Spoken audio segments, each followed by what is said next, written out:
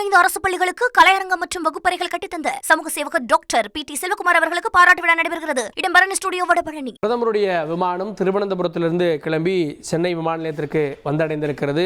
2:41 வந்து தரையிறங்கி இருக்கிறது அப்படின்ற தகவல் கிடைக்கப்பட்டிருக்கிறது. ஏற்கனவே 2:15 மணிக்கு வந்துடுவார் அப்படின்னு சொல்லப்பட்ட சூழலில் 25 நிமிடங்கள் தாமதமாக இந்த பயணத்திட்டம் இருக்கிறது அப்படின்றத நம்ம பார்க்குறோம்.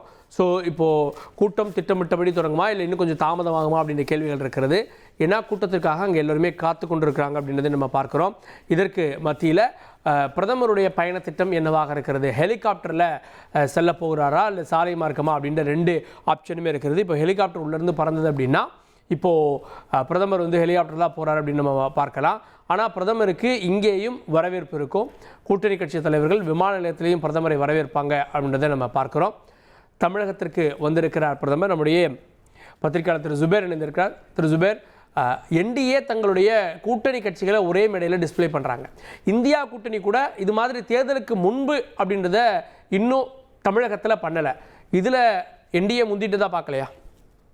இல்லை, என்டிஏ பொறுத்த வரைக்கும் தமிழ்நாட்டில் கடந்த 6 மாதத்துக்கு முன்னாடியே அவங்க கூட்டணியை அதிமுகவோடு உறுதி செஞ்சுட்டாங்க. இப்போ தேர்தல் நேரம் வருகிற பொழுது அதுக்கு முன்னாடியே நம்ம இந்த கூட்டணியை சரி செய்யணும்னு நினைக்கிறாங்க. ஏன்னா அதிமுகக்குள் பிளவு ஆல்ரெடி அங்கே என்டிஏவில் இருந்த கட்சிகள் சில கட்சிகள் வெளியே போயிருக்கு. இந்த மேடையில கூட தேமுதிக வரல அப்படிங்கிற மாதிரியான ஒரு தகவல் இருக்கு. ஆல்ரெடி கிருஷ்ணசாமி வரல. இப்படி அதிமுக என்டிஏக்குள்ள இருக்கக்கூடிய ஆல்ரெடி என்டிஏல இருந்த கட்சிகளுக்குள்ளேயே பிளவு, பாமகக்குள் ஒரு பிளவு, இத்தனை குழப்பங்களுக்கு மத்தியில தான் அந்த என்டிஏ கூட்டணியை பலப்படுத்த வேண்டிய கட்டாயத்தில் இருக்கு. அதனால அந்த கூட்டணியை முன்கூட்டியே அவங்க அதை சரி செய்யக்கூடிய வேலையை செய்யறாங்க. அதிமுகவினுடைய தலைவர்கள் பலரும் வெளியில் ஏறிக்கிட்டு இருக்கிறாங்க. அது கொஞ்சம் ஒரு சரிவை நோக்கி போகுது அப்படின்னு நினைக்கிறப்ப தான் டிடிவி தினகரனை உள்ள கொண்டு வராங்க. அதை பேலன்ஸ் பண்றது. அப்ப பொதுவாகவே பாக்குறப்ப அந்த கூட்டணிக்குள் சிறு சலசலப்புகள் குழப்பங்கள் இருக்கு. அதை சரி செய்யணும், அது கொஞ்சம் முன்னாடியே டைட்டை எடுத்துக்கிறோம் அப்படிங்கிற மாதிரி தான் பாக்குறாங்க. இன்னைக்கு கூட கிருஷ்ணசாமியோ பிரேமலதா அவர்களோ இன்னைக்கு மேடையில் ஏறுவாங்க அப்படின்னு நினைக்கிற போது அவங்களும் இன்னைக்கு வரல அப்படிங்கிற முடிவு எடுத்திருக்கிறாங்க. அப்ப ஆல்ரெடி இருந்த கூட்டணிக்குள் குழப்பம், அந்த குழப்பத்தை சரி செய்யறதுக்கு கொஞ்சம் முன்னாடியே அதற்கான வேலைகளை தொடங்கி இருக்கிறாங்க. அவ்வளவுதான். இல்லை, இதுல எல்லாரையும் ஒரே மேடையில் அமர வைக்கிறப்போ அந்த இவ்வளவு நாளா இருந்த தொய்வெல்லாம் மறந்து உற்சாகமா இப்போ நம்ம காட்சிகளை பார்க்குறோம். எல்லா கட்சி தொண்டர்களும் எல்லா துண்டோடையும் வர்றாங்க. அப்போ இந்த தேர்தலில் நம்ம ஒன்றா செயல்படுறோம் அப்படின்றது இது காட்டலையா? இல்ல, எல்லா கட்சிகளுமே இதே மாதிரியான வேலை செய்வாங்க. நாளைக்கு திமுக தலைமையிலான கூட்டணி அதுல இந்த கூட்டணி தொய்வா தானே இருந்தது. திமுக கூட்டணி ஃப்ரம் த டே 1 இன்டாக்டா இருக்கு, அது மாற்றுக்கிறது இல்லை. ஆனா இந்த கூட்டணி தொய்வா இருந்தது இப்போ திரும்ப வேகம் எடுத்திருக்குன்னு பார்க்கலையா? இல்ல, சரி செய்யக்கூடிய வேலையை பார்த்திருக்காங்க. வேகம் எடுக்கக்கூடியன்னு சொல்ல முடியாது. சரி செய்யக்கூடிய கூட்டணிக்குள்ள இருந்த குழப்பங்களை சரி செய்யக்கூடிய வேலையை பார்த்திருக்காங்க. ஆல்ரெடி இருந்த கட்சிகளே 2 கட்சி இன்னைக்கு வரலையே. தேமுதிக இல்ல, ஆல்ரெடி கிருஷ்ணசாமி இல்ல, பாமக 2 பிளவா இருக்கு. காலையில இருந்து டாக்டர் ஐயா ராமதாஸ் அவர்கள் சின்னத்தை பயன்படுத்தக்கூடாதுன்னு கடுமையான அறிக்கைகள் விட்டுக்கிட்டு இருக்கிறாரு. இந்த குழப்பங்களுக்கு மத்தியில சரி செய்யக்கூடிய வேலையை தான் செய்யறாங்க. ஆல்ரெடி இருந்த கூட்டணி தான் அது. புதியாக இந்த கட்சியும் பெரிய கட்சிகள் ஒன்றும் வரல.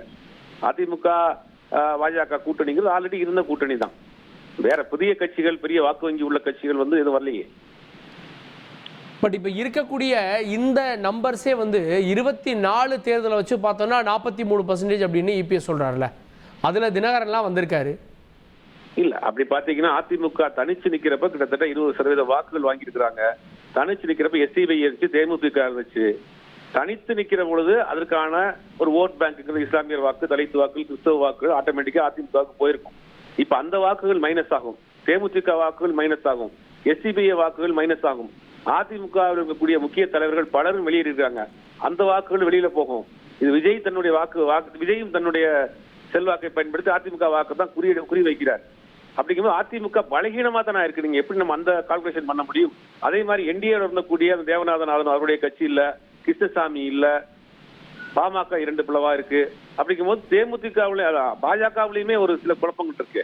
நீங்க அந்த கால்குலேஷன் இப்ப தமிழ்நாட்டை பொறுத்த வரைக்கும் யார் அடுத்த 5 ஆண்டுகளுக்கு தமிழ்நாட்டை ஆள வேண்டும், என்டிஏ தலைமையிலான பாஜக கூட்டணியா திமுக கூட்டணியா அப்படிங்கறதுதான் தமிழ்நாட்டு மக்கள் முன்னாடி இருக்கக்கூடிய ஒரு செய்தி.